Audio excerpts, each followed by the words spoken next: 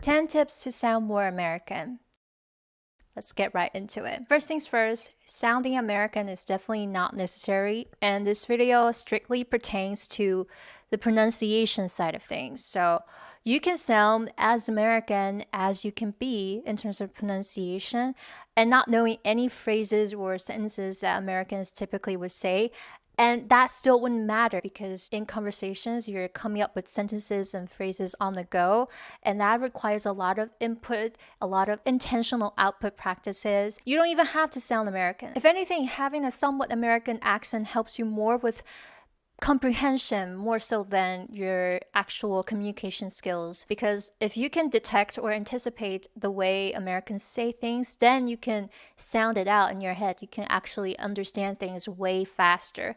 So I don't want any one of you to get the idea of like, oh, Ella's all about being American or having the most Americanized accent, and if you don't sound perfect, then your English isn't good. A lot of times I run into people with the thickest accents, but they could speak really good, they use really big words and appropriately at that, they know all the lingo, they sound just really fluent, and that's more important than having the perfect accent and not being able to speak anything. With that being said, tip number 1 is to 浊化你的 T. Words like better, metal are not pronounced as better or metal in American English. For instance, I like this book better. My little sister is coming to town, as opposed to I like this book better. My little sister is getting back to town. You hear the difference? Not only is it more American, in my opinion, it sounds easier. It's easier on my tongue because you don't have to say t. Moving on to tip number 2, 你要弱化单词末尾的 b, d, and g, and by extension, all the ending consonants. For instance, job, club, bulb. You wouldn't say job, club, bulb. 因为在中文里面每一个音节都是一样的分量，所以我们会习惯性的在 b, k, d就是末尾的辅音后面再加上一点点元音，这样子的话，这个单词就变成完整的一模一样的辅音音节。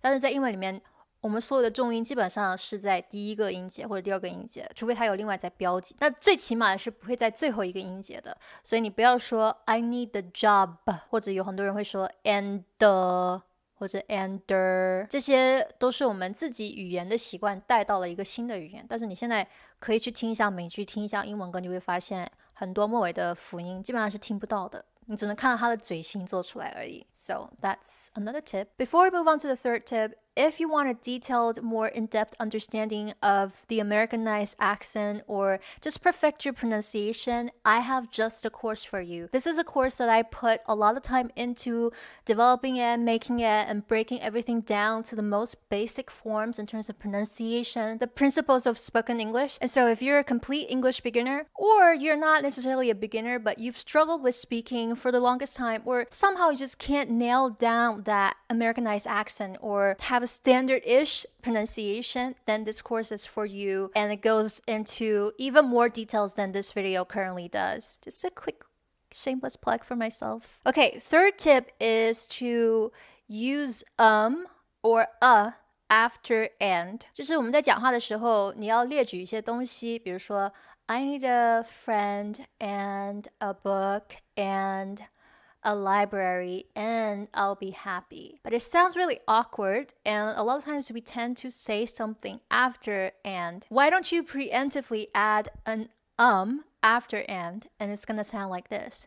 I need a book and I'll be happy. And the reason we do that is because naturally when we speak, we hesitate.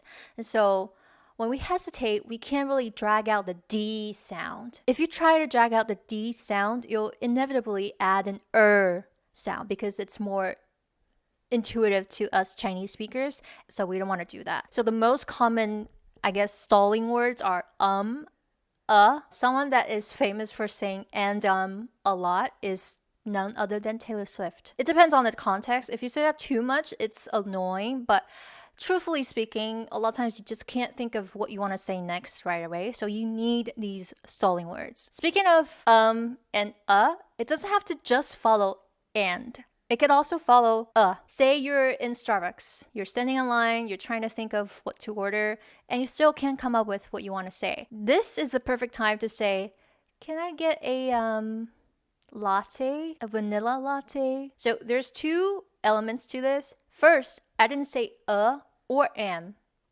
Second, I added an after a.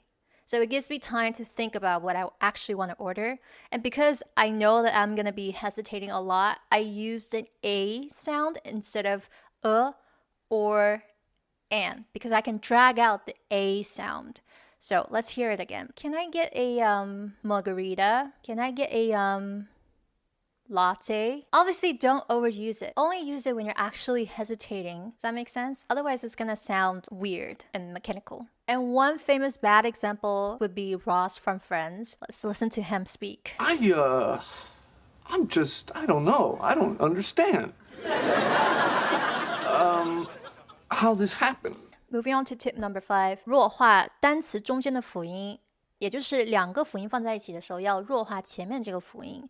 比如说 web page, object, upset, and empty, and advice. So we wouldn't say web page, object, upset. We don't want to emphasize that. A lot of times you won't even hear that sound before the second consonant. You'll just see us make that mouth shape. So look at my mouth. Website, object, upset, advice. So you don't really hear the d, b, p in between. And that's what you want. And this is especially handy dandy when it comes to listening, when it comes to comprehension, because if you're not used to native speakers omitting that middle consonants, then you really can't even know for sure what words they're speaking. This is more about you understanding them rather than like you sounding strictly perfect. Tip number 6, didn't 的发音在美式英语是读 didn't, and by extension wouldn't 在美式发音里面会读 wouldn't. Mountain 在美式发音里面是 mountain. You could of course say didn't, but it takes more energy. And a lot of times Americans like to speed things up, especially in questions. Instead of saying, I didn't know, or I didn't know who you were, or I didn't do the dishes, it's much easier to say, I didn't know. I didn't know. Let's slow it down even further. Didn't. So we stopped making that D sound and we just went straight to the nasal sound.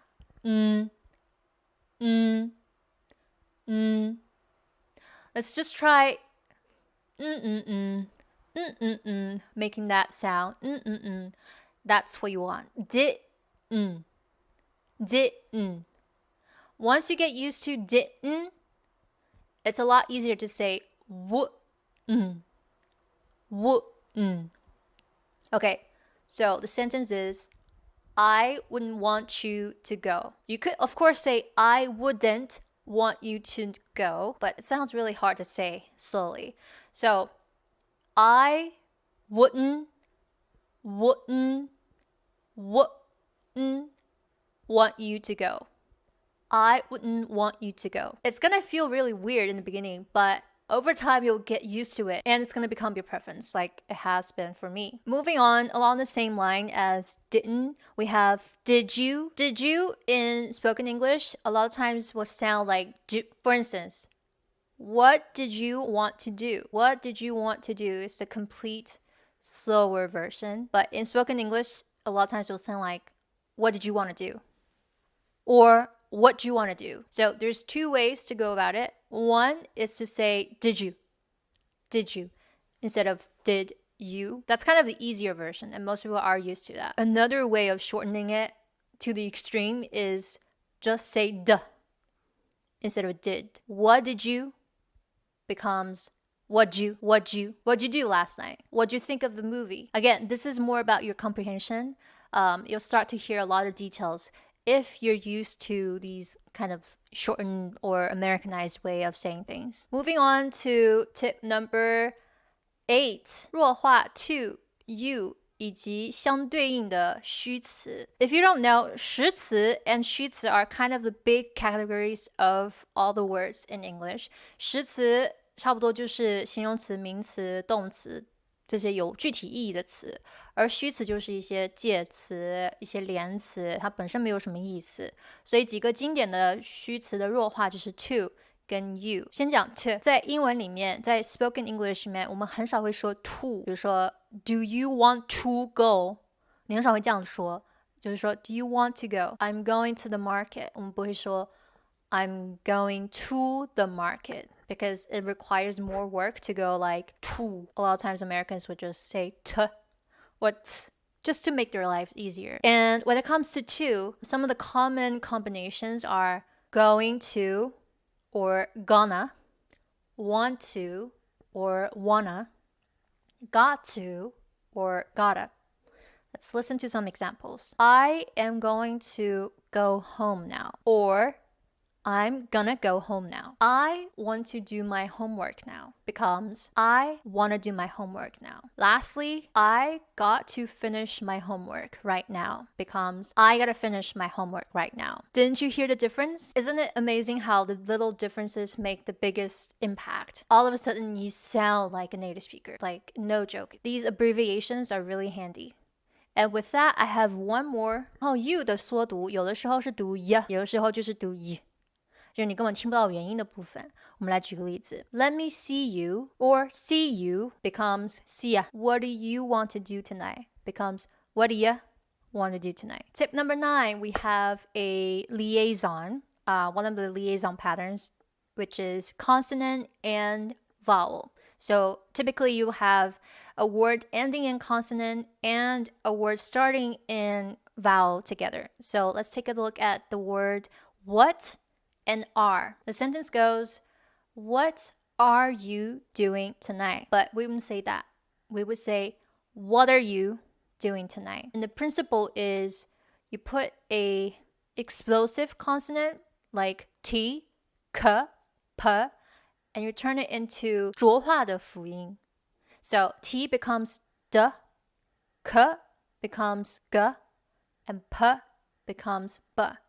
So that's why you hear what are you instead of what are you. But obviously it's not what are you. It's somewhat in between. It's between a T sound and a D sound. So really practice it. What are you doing tonight? Finally, we have tip number 10. This is another liaison pattern, which is consonant and consonant. When you have two consonants together, it's actually easier. You just omit the first consonant. So, what do you want to do? We wouldn't say, what do you want to do? All of these sentences are pronounced these ways because they have two consonants together. So, to make it easier, we would just omit the first consonant and just pronounce the second one. Obviously, there are exceptions to every single rule. And so that's for you to check out my course and find out more details. But I would say just abiding by these 10 rules, you're going to sound very confident. You feel better. You can hear a lot more information just by listening to people instead of just hearing the keywords. Especially when it comes to 虚词, you can hear a lot of 虚词if you yourself know these rules and abide by them and commit them to your muscle memory. Hope this helps, and I'll see you in the next one. Bye.